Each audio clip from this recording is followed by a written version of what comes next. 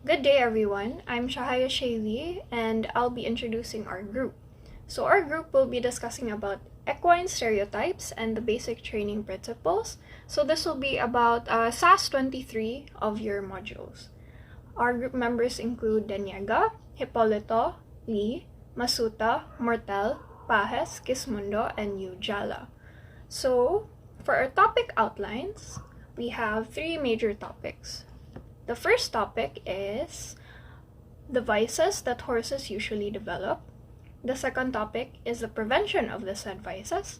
And the third topic is the basic training principles. I'll be passing you on then to the first reporter. Good day everyone, this is J. Isabel Mortal, and for today's topic, we'll be talking about what causes stall vices in horses. So first, what is vices in horses?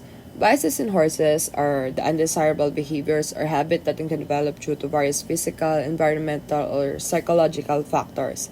These vices can be harmful to the horse well-being and may pose safety risks to hunters and other animals.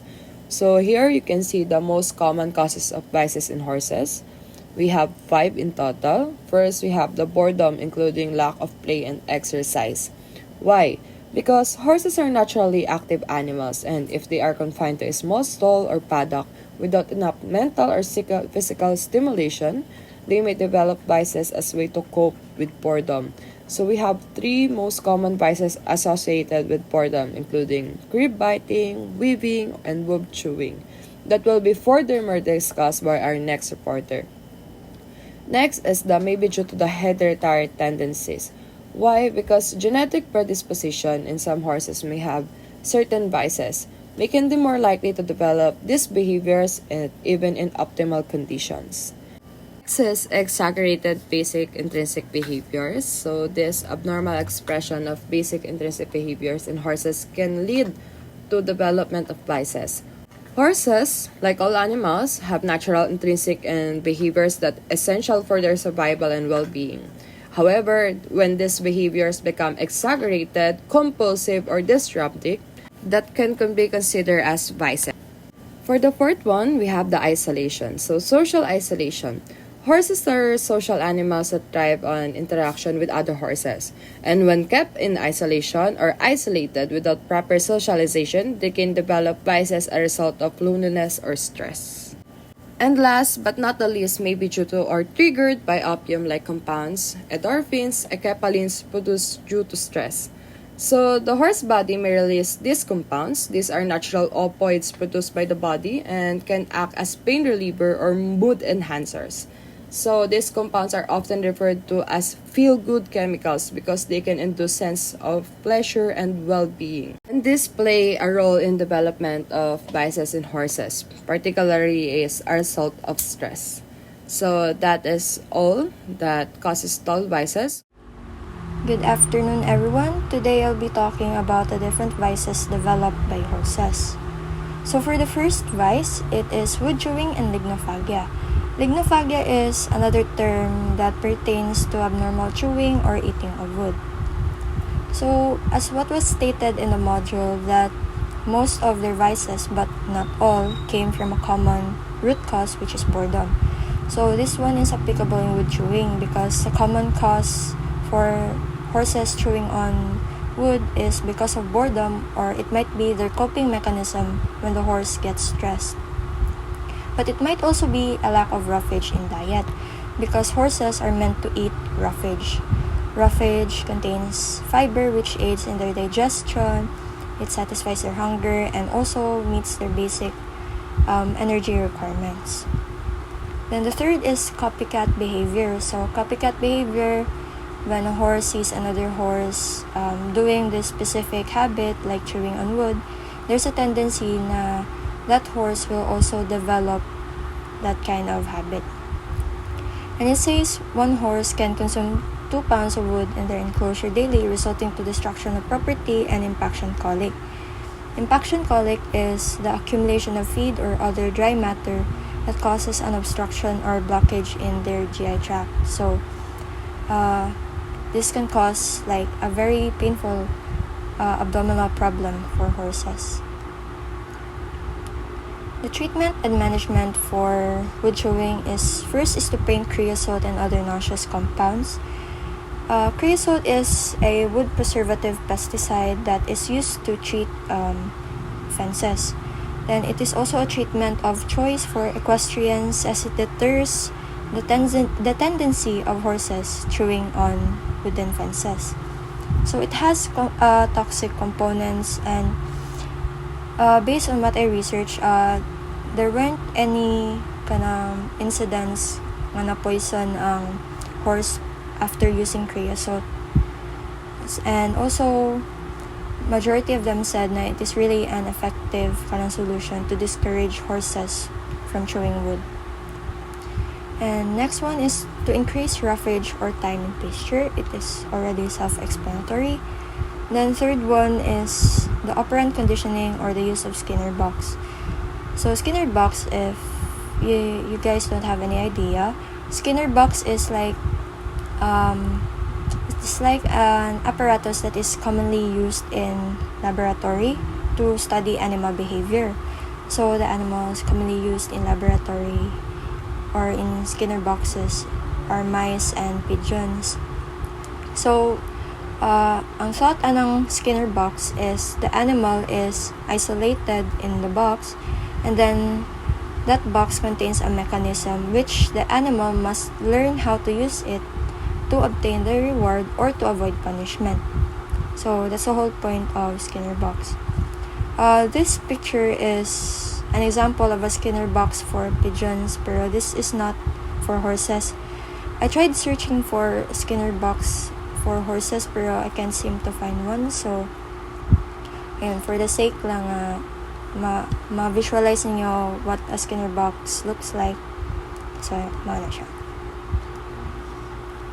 The next one is capsaicin. Capsaicin is an active component of chili peppers, and it is an irritant and produces a burning sensation that makes the fences unattractive for horses to chew on. And then lastly is to install or apply electric fence wires on top of wood surfaces. The next one is cribbing and aerophagia. Aerophagia, aero meaning air, phagia is eating. So it is when a horse swallows so much air that it makes your stomach or their stomach feel bloated and uncomfy. So this one is different from wood chewing, because in wood chewing kay legit nga the horse will take a bite of a piece of the wooden fence. But in cribbing and aerophagia, the animal only grips the top of a stable door, a fence, a railing, or a post using its front teeth, and then it arches its neck, allowing air to be sucked into the gullet. So as you can see in the GIF, na igamit rin niya iyang front teeth, tapos meron ni action of swallow of air. As you can see, the action of its neck muscles at the back. The cause of cribbing is unknown, but it is believed to be contagious. So I don't know what it means to be contagious, pero I think it means na kanang ma-influence pod ang other horses to follow, or ma-develop pod nila once they see another horse doing that. Cribbing and aerophagia causes colic, abnormal muscling of the neck, and excessive wear of the teeth. The preventive measures of cribbing and aerophagia is divided into three parts. First is physical restraint, second is surgical, and third is operant conditioning. Physical restraint is the use of cribbing straps. So, cribbing straps is ang purpose niya is para dili na makakrib ang horse. Pero it does not prohibit the horse from breathing, from eating, or drinking properly. It just applies pressure once the horse shows signs of cribbing, or like mo start siyang action of crib. So it applies pressure, and then which makes it difficult for the horse to arch its neck, and then therefore it cannot suck in air. The next one is surgical. Forceps procedure. Forceps procedure is the cutting of some muscles in the throat latch area. So I don't know if this one is similar sa modules nga gibutang na 6 to 8 inches of all neck muscles. Pero yeah, forceps procedure involves also cutting some parts of the muscles in the neck area. And spinal accessory neurectomy, it is the surgical removal of all parts of a nerve. So, mana siya. Then lastly is the operant conditioning, which involves shocking of the horse. Alright, so good day everyone. I am Angel Third Kismondo, and today I'll be discussing all about coprophagy and as well as weaving.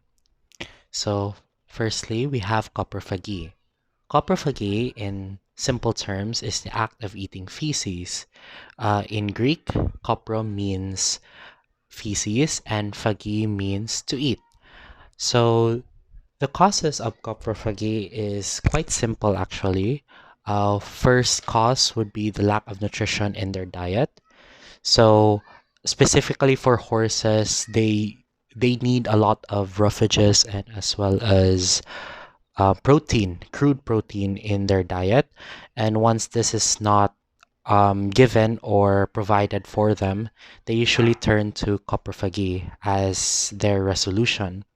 So actually, coprophagy, while it is a normal behavior for some animals, it is sad to say that coprophagy has become like their own, like for survival mechanism.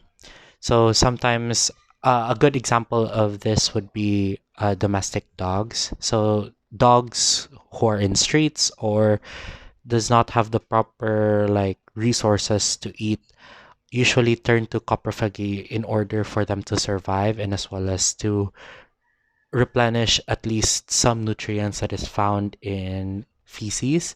And although we have, as we have studied and mentioned, that feces have a lot of like risks on them, so that is why this is not like recommended as well.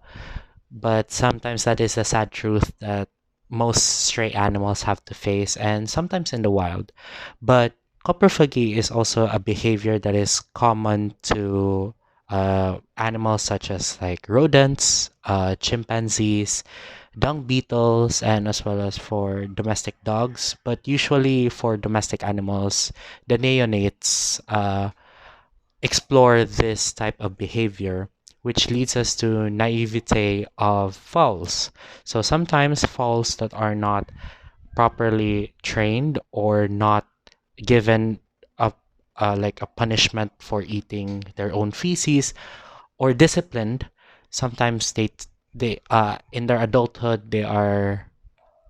they practice coprophagy as like probably like a hobby or possibly like a resolution sometimes to their hunger if the first cause is not uh like resolved.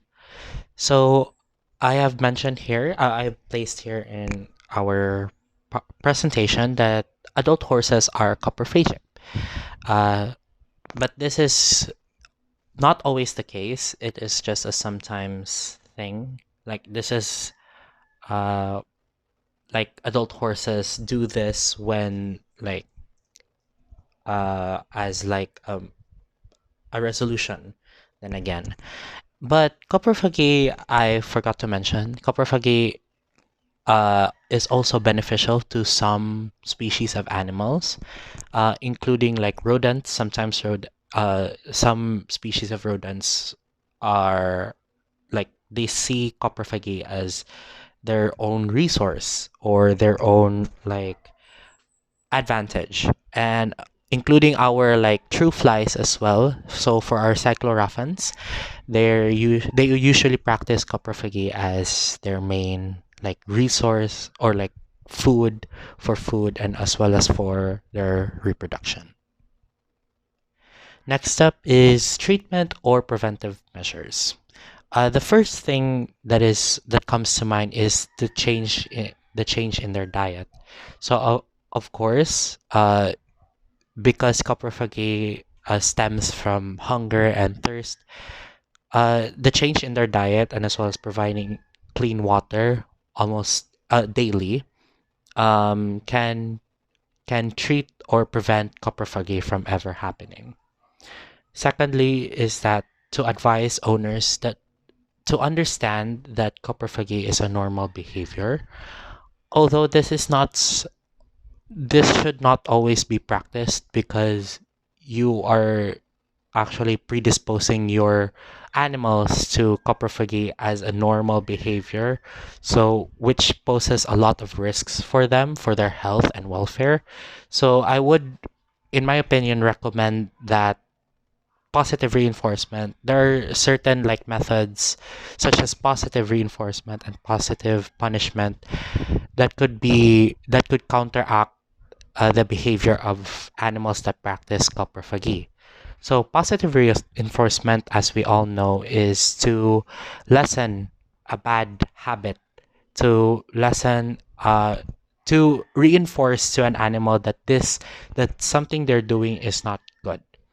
And at the same time, positive punishment, on the other hand, is once they perform that certain like there once you perform like a certain act with them. So sometimes, so say for example, if they are not like eating feces, you don't have to pull them away from the feces itself because you have already instilled to them that coprophagy or eating their own feces is already a bad like habit. So once they approach feces, you don't have it's not necessarily it does not necessarily mean you have to pull their leash or pull or hit them.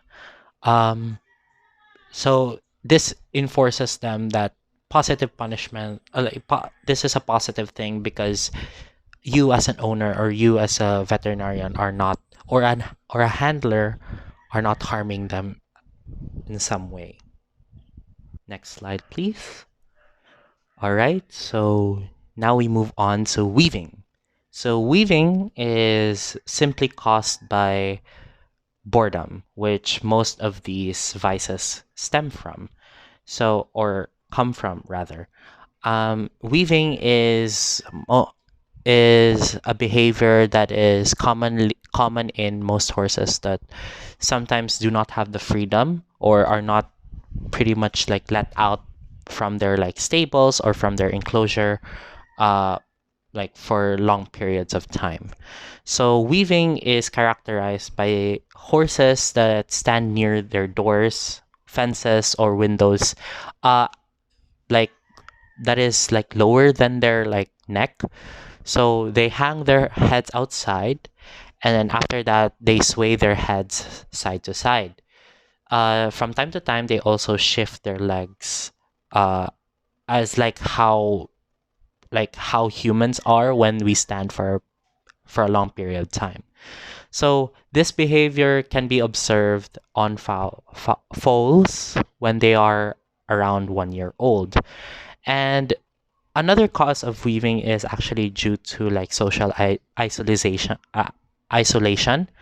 Um, this social isolation can be commonly caused of like due to like quarantine of like new horses or new batches of like horses, or it could be due to like sickness. Sometimes horses, of course, by our practice, we have to separate a sick horse from its like herd, from normal from like healthy like herds of horses.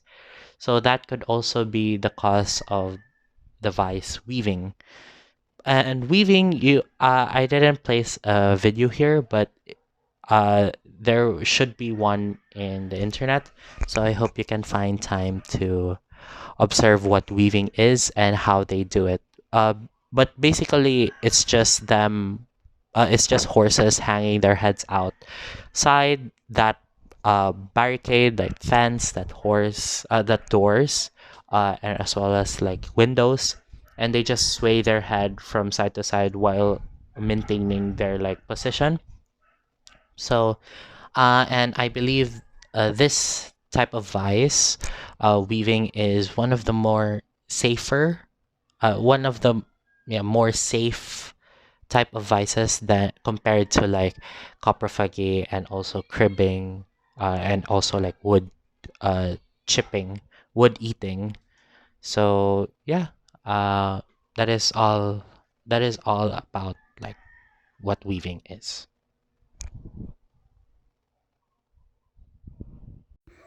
Hi everyone, I am Marida Indiniega. Now let's proceed to the next stable vice. We have here box walking. So once again, stable vices can be defined as an undesirable habit that horses develop as a result of being confined with boredom, hunger, or insufficient exercise. For box walking, it is a term given to a characteristic of repetitive pacing movement of the horse around its stable. So you can see here the horse walks back and forth in their enclosure, and they can also be seen circling around, so gatuyok-tuyok. And it is a temporary response to confinement or due to boredom. I think it's understandable if temporary lang, especially if ang muang horse is baguhay pa sa farm. So it's fine. But if it continues over and over, like over time, it can cause negative physical consequences like hoof problems or uneven muscle development if magsigig tuyok-tuyok ang inyong horse around the stable. So if you're a responsible owner, you need to prevent these from happening again. And yeah, these measurements will be discussed later on. Next, we have ball kicking. So this one is the last common stable vice. And I think from the word itself, wall kicking, I think you can already imagine what the horse is doing in this situation. Basically, the horses are kicking the wall. So it either because they are bored and they want to go out and interact with other horses, or it can be associated with feeding time. Like they want to gigutom sila and they want to caught the attention of their owner by making these noises. So this behavior develops into a repetitive and loud habit, but some horses find it amusing making these noises. So yeah, I have mentioned before that if these undesirable habit continues over and over, it can affect the horse's overall health. So too much wall kicking, if ang horse kasi kicks a wall, then there's a big possibility that it can cause injury. And also if your horse find it amusing making these noises, for humans, for us, it can be irritating, it can be annoying saba siya, especially if ang imuhang stable wall is pareha ang nasa picture nga stainless steel. So instead, you can use hardwood and put some rubber mats to reduce the noise. So even if magpatid-patid imuhang horse since na may rubber mats, it can reduce the noise. So yes, to recap the common stable vices, we have wood chewing, cribbing and aerophagia, coprophagy, weaving, box walking, and wall kicking. So these are the common stable vices of horses that horses develop as a result of confinement. And all of these can be harmful. It can impact negatively, especially if it repeats over and over. And if you are a responsible horse owner, you need to plan out some preventive measurements to stop the horse from doing these. And these preventive measurements will be discussed next by Miss Hipolito. Preventing stable vices. We have already dealt with the common vices seen in horses. Now, let us talk about how to prevent stable vices. To prevent is to stop something from happening in the first place. So, why do we need to prevent these vices? From what the reporter said a while ago, hearing the word stable vices now may sound negative, but it is actually a way of describing abnormal behaviors in horses. These behaviors seen in horses can also be referred to as stereotypies. Stereotypies are repetitive, learned behaviors that horses exhibit, and they do not serve any apparent purpose. Horses often develop these behaviors as a means of coping with stress or compensating for something lacking in their environment or routine. Once these behaviors become habitual, they can be extremely challenging to stop or eliminate. And that is why we need to prevent the vices. It is better to prevent stable vices from developing in the first place rather than attempting to discourage or stop these behaviors once they have become established habits. To prevent stable vices, we need to turn stable horses out as often as possible for as long as possible. Next, use a hay net with very small holes. Also, ensure that stable horses can at least see other horses or animals. Horses should be visited more often and provide some stable toys for the horses. Number 1. Turn stable horses out as often as possible for as long as possible. This suggests that horses should be given regular opportunities to spend time outside of their stalls in a pasture or paddock. Also, turnout gives horses time to be horses. The more time they can spend outside, the better it is for their physical and mental well-being, which reduces the likelihood of developing stable vices. This is because when horses are turned out, it means that they are given the opportunity to express their natural behaviors, which are essential to their well-being. These behaviors include grazing, roaming, socializing with other horses, and engaging in physical activities like running and playing. In addition, research also suggests that horses are at their most content and in their best physical condition when they are provided with regular opportunities for turnout. Horses should have these opportunities either during the day or ideally overnight, depending on specific conditions and circumstances. However, it is important to recognize that each horse is unique. Horses have different needs, health conditions, and circumstances.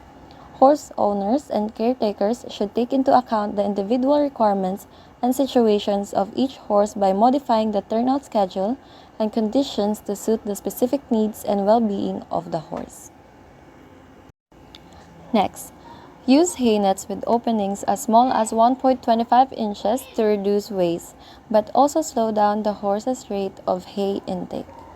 Hay nets with openings as small as 1.25 inches are considered as low-feed hay nets that restrict the amount of hay a horse can access at once. Using hay nets for horses is associated with improved physical and mental health for the animals. This means that horses that have access to hay tend to be healthier and happier.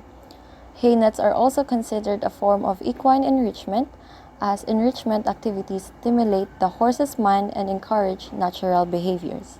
In this case, hay nets encourage the horse to engage in natural feeding behaviors such as nibbling on hay slowly over time. In addition, the use of hay nets with small openings minimizes hay waste. Use a hay net with very small holes to make it more of a challenge and keep the horse occupied longer.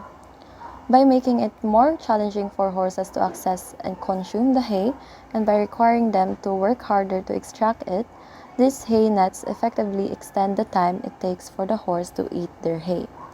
This not only provides physical nourishment, but also keeps the horse mentally engaged and reduces boredom, which can help prevent undesirable behaviors that may arise from boredom or inactivity. Next, ensure that stabled horses can at least see other horses or animals. Horses are naturally social animals and they thrive on interaction with other horses and sometimes other animals. When they can see and observe other horses or animals, even if they cannot physically interact with them, it helps fulfill their social needs to some extent.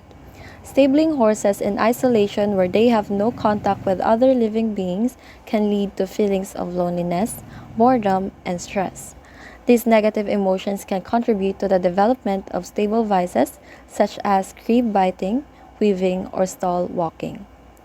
In addition, allowing horses to see others in neighboring stalls or paddocks more closely mimics their natural behavior in a herd. Because in the wild, horses live in social groups, and being able to see and interact with other members of the herd is a fundamental aspect of their daily lives. Number 4. Visit more often. This is to increase the frequency of your interactions with the horse. Regular visits to the stable are beneficial because they provide the horse with human interaction, mental stimulation, and attention. More frequent visits to the stable can involve various activities. 1. Provide extra feeds throughout the day in smaller portions by dividing the regular day's ration into 4 or 5 feeds. Instead of feeding the horse a single large meal, dividing the daily ration into smaller portions and providing these as multiple feeds throughout the day is beneficial. This approach mimics the horse's natural grazing behavior, where they eat small amounts frequently. Furthermore, it helps prevent long periods of time without food, reducing the risk of digestive issues or anxiety related to hunger. Next, groom or preferably to lead out of the stable for a pick of grass. Grooming the horse involves brushing its coat and can be an enjoyable and bonding activity. It also helps maintain the horse's hygiene and coat health. Also, leading the horse out of the stable for a pick of grass allows them to graze, which is a natural behavior for horses. This not only provides physical activity, but also gives them a break from the confined stall environment. Lastly, provide some stable toys. To prevent stable vices, you can also provide various types of stable toys as forms of enrichment and entertainment for horses. First, small tire hanging from a rope about head height in the corner of the stable. This refers to suspending a small tire from a rope so that it hangs at approximately head height for the horse. The horse can interact with the tire by pushing it, nudging it, or chewing on it. It serves as a physical and mental activity for the horse. The picture shows an example of a small tire hanging from a rope. Next, ball feeders that drop out a few nuts when rolled. These are specialized feeders or toys designed in the shape of a ball. They contain nuts or treats inside, so when the horse rolls or plays the ball, it dispenses a few nuts or treats at a time. This encourages the horse to engage in physical activity while also providing a small reward. Again, the picture shows an example of ball feeders. And lastly, we have mirror in the stable, which must be shatterproof. Placing a shatterproof mirror in the horse's stable allows the horse to see its reflection. This can provide visual stimulation and the illusion of another horse's presence. Mirrors can help reduce or prevent behaviors like weaving, where a horse sways rhythmically back and forth, as it may help combat feelings of isolation and boredom. So all the toys mentioned make the horses mentally and physically engaged while in their stalls or stables. It is important to ensure that any toys or objects placed in the horse's environment are safe and designed to withstand the horse's interactions. So hi, hello, good day everyone. I'm Chahaya Shaylee and I'll be talking about the basic training principles that we use when, of course, we train horses. So why is it important to train horses? I think a lot of us actually have this idealized notion in our heads that training horses is quite posh, quite elegant, quite easy, but it's actually not. Contrary to what we see on TV with those very sprite, fresh-looking equestrian men and women, training horses is really not easy. But why is training horses super important? So here I have listed 5 points, and I'll go through them one by one. So the first is to teach the horse to be comfy with a rider. Comfiness and a bond is important when it comes to the horse and the rider. If the horse does not trust the rider, the horse will retaliate.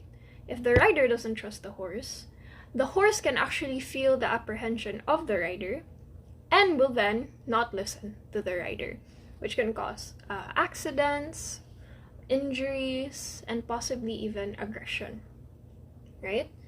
So in that way, I go to number 2.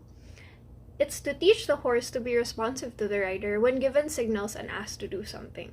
So when it comes to show horses or even horses that are just used for pleasure riding, signals and commands are very important for the horse to follow. This is to ensure that they're actually doing what they're meant to be doing. Of course, when you're in a show, you need to hit some points and then reach a criteria so that you can actually win, reach the podium. And then when it comes to riding, it's crucial for the safety of the rider and the horse itself. So once a horse is able to be comfy with the rider, they are more responsive to the rider's signals, to their commands, when they're asked to do something, and they willingly do what they're asked to do. So number 3, this is also really important to note. It's so that the riders or the handlers will not rely on punishments or equipment, like using the whip or the crop, to direct the horse what to do. So I'll explain a bit what a crop is, but it's pretty much another kind of whip, a bit shorter, and it's used a lot alongside with the whip for positive punishment. So positive punishment is when you add some unpleasant stimulus when the horse does something you don't want them to do. So for example, if they go right instead of going left, which you want them to do, you tap them or you whip them with a crop or a whip, which hurts them a bit, and then they're like, oh, okay, I won't do that again. And through repetition, they start realizing na, okay, that's really bad, so they do what you want them to do. The bad thing about relying on these punishments and these equipments is there is no true trust and bond between you and the horse. It can lead to the horse experiencing fear, which over time, if it builds up, of course, it can lead to aggression. And that's exactly what we don't want. So, proper training techniques, while they use equipment, it should not be a reliance on these equipments that creates the bond between you and the horse. So, moving on to the next point. So number 4 is to make vet visits and traveling easier.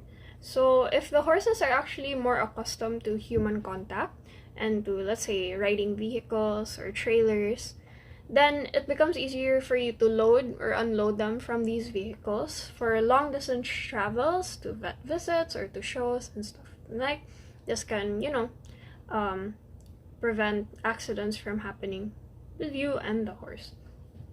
So number 5, to lessen chances of aggression from the horses. So horses, through evolution, they've actually developed a fight or flight response.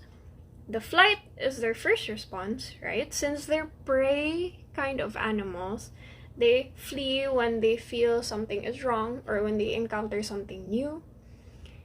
But if they can't flee, then they become aggressive. They want to fight, especially when they want to protect something that they own, territory that they want to keep, or maybe they're young.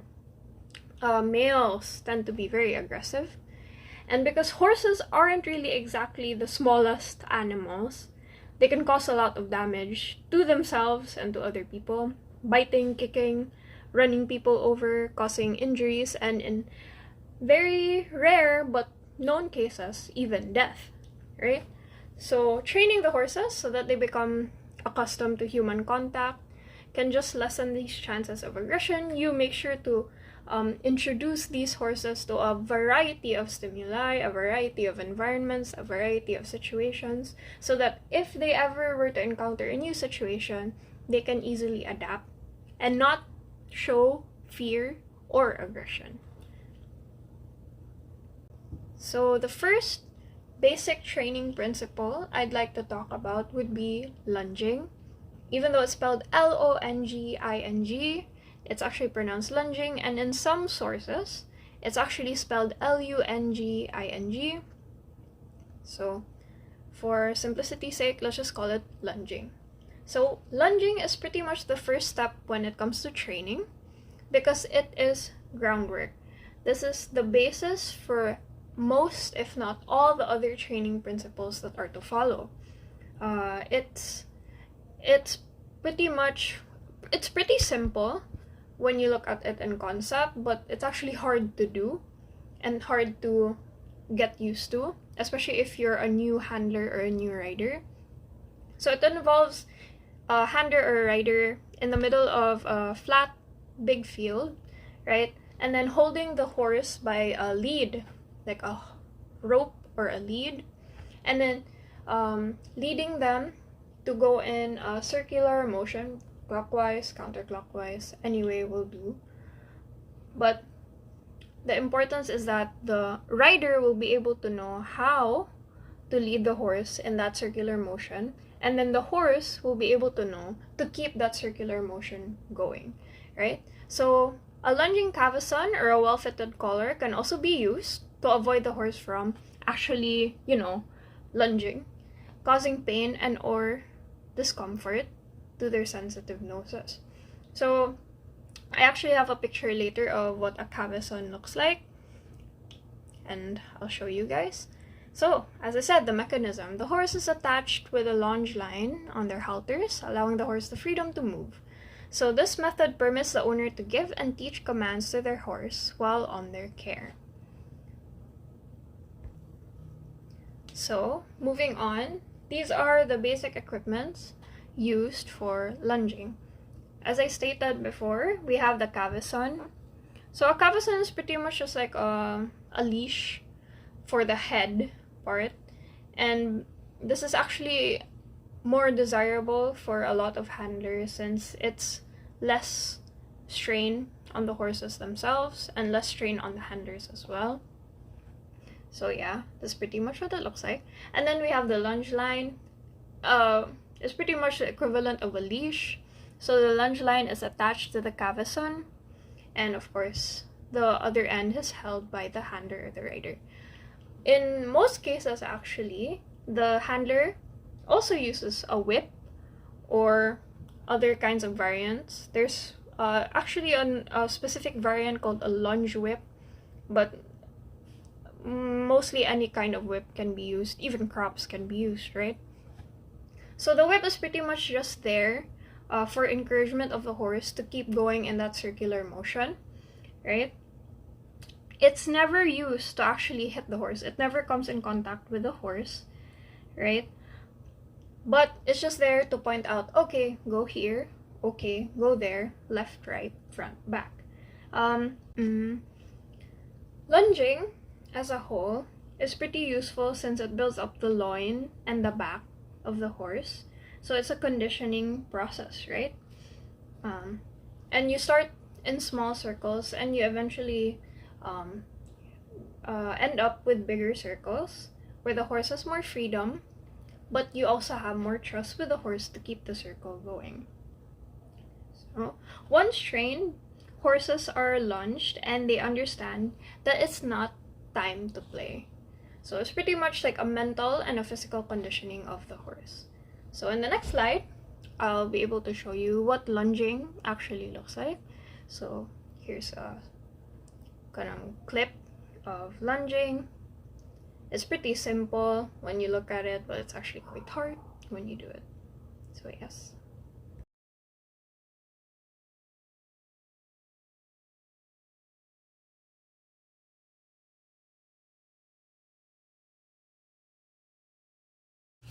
Next basic training principle is the backing.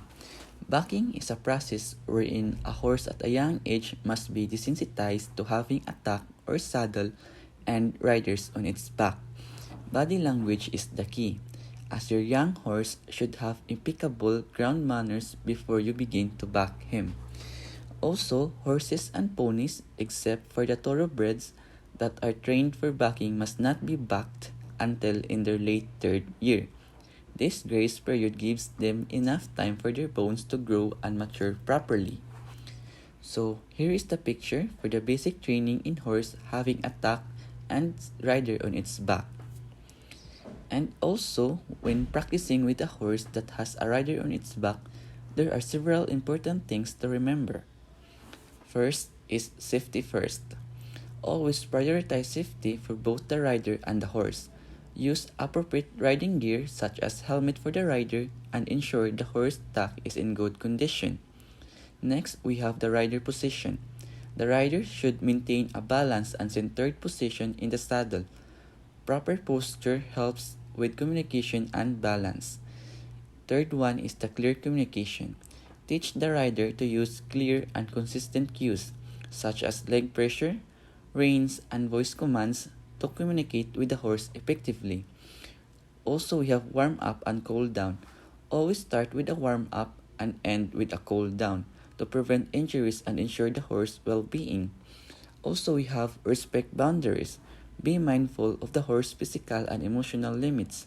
Pushing too hard can lead to stress or injuries. And lastly, consistency.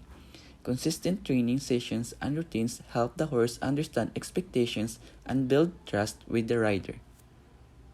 We have also the join-up method as basic training principle in horses. This principle requires an enclosed round space for the horse and the owner to roam around. Horses of ages can be taught to understand that humans can provide them what they want and need, so body language is the key. So, for the mechanism, the process starts with putting up a distance between the horse and its handler. The horse having a head collar that attached to a soft, long rope. The horse expectantly to go together or join up with its handler on its own. Trained horses go along with the owner without the need of reprimands. Meanwhile, unsuccessful trained horses are trained until they eventually learn to trust their owners or handlers. So, here is the picture of how join-up method is done. Also, we have to consider some important things to remember when practicing the join-up method. As always, safety first. Always prioritize safety for both the horse and the handler. Ensure that they're in controlled and safe environment such as round pen where the horse can move freely but not escape. Second, no force. The join-up method is based on natural horsemanship principles, which emphasize working with the horse, not against it. Avoid using force or aggressive tactics. Third one is timing. Timing is crucial. Use body language, gestures, and energy to communicate with the horse effectively. Pay attention to the horse's responses and adjust your cues accordingly. And also we have consistency. Be consistent in your cues and body language. Horses respond well to predictability and clear communication. And the last one is patience. Join-up method take time, especially with a horse that may be fearful or mistrustful. Be patient and give the horse the opportunity to come to you voluntarily. We now go to the fourth basic training principle, which is interval training. This is a common practice in the conditioning and training of competition horses, particularly for horses used in races or events. This approach involves a structured routine that includes warming up, alternating bouts of faster and slower work, and a proper cooldown. This method aims to improve the horse's speed, endurance, and overall fitness. With that said, let's break this down. So just like us humans, we need to warm up before exercising, and the horses need this too to prepare their muscles, joints, and cardiovascular system for the upcoming exercises. This usually involves gentle exercises like stretching or low-intensity movements to increase their blood flow and body temperature. After the warm-up, the horse will then engage in alternating periods of fast-paced exercise and slower, more controlled work. The fast work could involve sprints, gallops, or intense bursts of activity to challenge the horse's speed and power. Then the slow work would allow the horse to recover, catch its breath, and maintain a controlled pace. Once the fast and slow intervals are done, it's important to cool down the horse gradually, and this typically involves gentle exercises and stretches to gradually lower the horse's heart rate, reduce muscle tension, and prevent stiffness. This is done to promote relaxation and help in the horse's overall recovery. Now, it is important to note that before introducing any form of training, it's essential to ensure that the horse has been progressively strengthened through a gradual increase in slow work. This is because slow work would help build the horse's musculature, endurance, and overall physical fitness, which would prepare them for the more intense demands of speed training in the future. As I mentioned earlier, this training aims to improve the horse's speed, endurance, and overall fitness. Now, this should only be introduced when the youngster has been physically strengthened by a progressive increase of slow work. As I mentioned earlier, before incorporating any speed training or intense intervals in high intensity, it is important to lay a foundation for the horse of physical strength and endurance through gradual increases in slower and less intense work. This gradual strengthening would prepare the horse for the demands of interval training, which would include, as I mentioned earlier, the alternating bouts of faster and slower work. We now go to the training principle for horses that have been laid off or horses that are out of work for any reason. Now, when horses are laid off or not engaged in any regular work or exercise, their fitness levels would decrease over time over a relatively short period of inactivity, like typically around 2 weeks. This lack of regular exercise can result in decreased muscle tone, cardiovascular endurance, and overall fitness. So, because of this, you would have to restart the fitness program from the beginning, which would, once again, as I mentioned earlier, start from gentle exercises and slow work to rebuild the horse's fitness and focusing on gradually increasing the exercise's intensity and duration to regain their conditioning. After this period of inactivity, you have to reintroduce the horse to work gradually, as I mentioned earlier, and you do this by starting lunging with lunging for short periods to allow the horse to stretch and move without the added weight of the rider. Then you would progress to slow work under a saddle, starting with gentle exercises to reacquaint the horse with the rider's cue and movements. Now, when doing this and when reintroducing the horse to work, you have to pay close attention to the fit of the saddle and the girth to prevent galls and discomfort.